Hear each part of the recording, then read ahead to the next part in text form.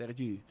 Ô, Rafa, eu vi um filme semana... Eu preciso entrar nesse assunto aqui, porque é um podcast policial.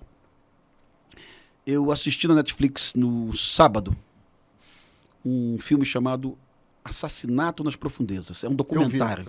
Eu vi. Documentário. Eu vi. Então, um resumão aqui sem spoiler. Submarino, é um né? spoiler. Do submarino. É um engenheiro dinamarquês. Eu vi. Um engenheiro dinamarquês que constrói submarinos.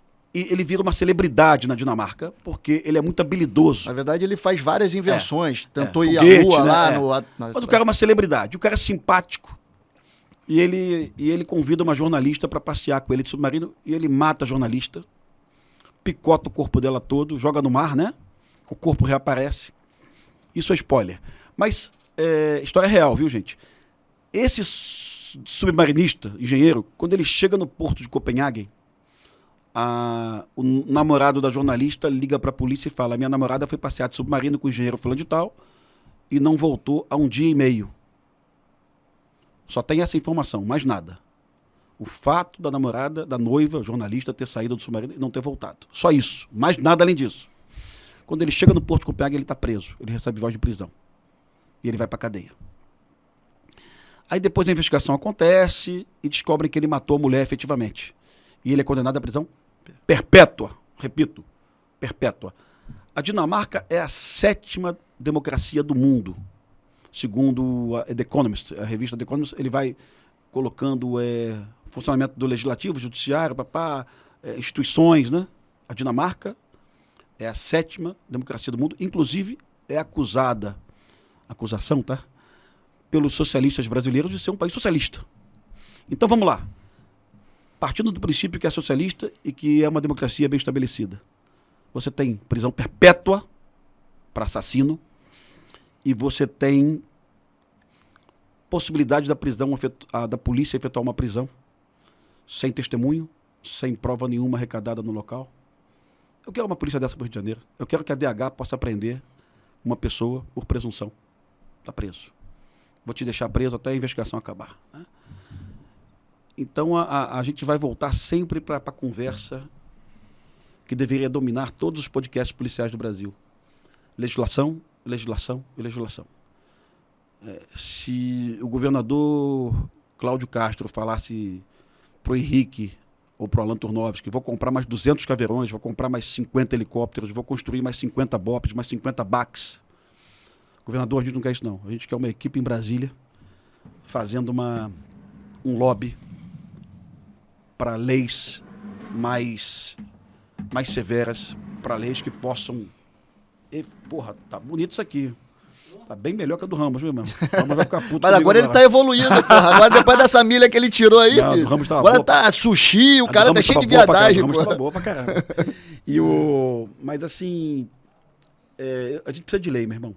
E quem puder assistir esse vídeo, esse documentário é Assassinatos na Profundeza, né? É, Assassinato na Profundeza. Meu irmão, você vai ver como é que a polícia da Dinamarca consegue uma prisão preventiva. E ela retrata isso em 1940, 50, se eu não me engano, ele passa antigamente. Como se fosse há 30, 40 anos atrás. Não, Assassinato na Profundeza foi em 2017, cara. O homicídio foi em 2017. Ah, é? Eu achei que, porque pelas vestimentas da polícia e tal, eu achei que era meio retrógrado. 2017. Foi um fato que escandalizou a Dinamarca, né, que é um país muito seguro, né? E o cara é um psicopata, ele é preso, tem uma prova testemunhal, depois uma amiga dele recebe um SMS em casa falando: eu sou doido para cortar uma mulher, sabe? Isso no tribunal isso tem um peso muito alto.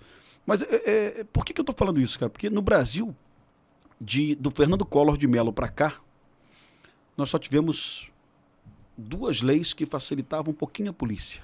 A prisão temporária, que é a prisão de 5 dias da investigação. Polícia Judiciária. E nós tivemos, depois da morte da Daniela Pérez, a filha de Glória Pérez, nós tivemos um plebiscito. Nós tivemos ela recolheu 1 milhão de assinaturas. Botou como hediondo. E nós conseguimos transformar o homicídio em crime hediondo, né? Se não Absurdo, fosse a morte dessa menina, podia Deus a tenha no céu, ela foi covardemente assassinada pelo Guilherme de Pádua. Não fosse a Glória Pérez, o homicídio qualificado do Brasil não seria crime hediondo. O legislador colocou como hediondo o sequestro, mas não colocou homicídio qualificado. Olha que legislador, filho da puta, olha que legislador. Mas aí mal. é que tá o ponto que eu até discuti aqui no outro dia aqui com o Coronel Melo. É porque o sequestro afetava quem de direito que poderia mudar o ordenamento jurídico. Sim. Que eram os bancários, os donos de banco. Você tem razão.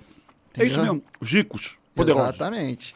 Então eles fomentavam e era quase sempre ali, ajudavam até na eleição de muitos políticos da década de 90, então eles tinham poder na mão indiretamente, então eles tinham uma facilidade para colocar aquilo em pauta no Congresso, né? A explicação é exatamente essa.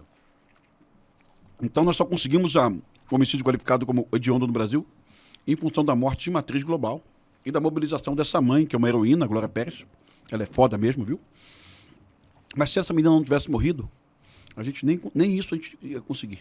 Que, inclusive, o Guilherme de Pada, por conta da não possibilidade de retroagir a lei, que Sim. é em dúbio pro ré, Sim. Ele acabou respondendo uma parte em liberdade, e depois de 4 anos ele foi solto. Ele porque teve direito virou a- hediondo, mas na época que ele cometeu o crime não era hediondo. Ele teve direito a uma progressão da pena, né? Exatamente. Uma pena. Então, cara, a gente tem que...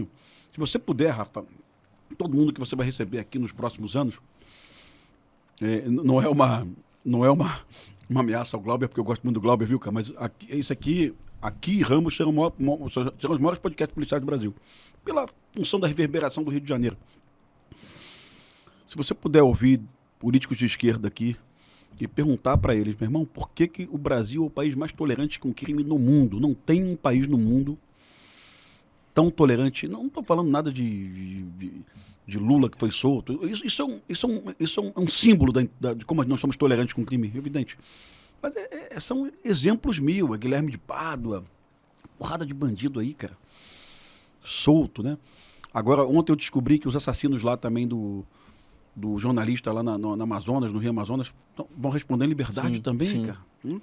Os caras mataram um ambientalista e um jornalista e vão responder em liberdade, cara. Que merda de país que a gente está vivendo, cara. Como é que a gente vai enfrentar o problema da segurança pública com leis tão brandas como as leis brasileiras, viu, cara? Isso é uma discussão pra gente.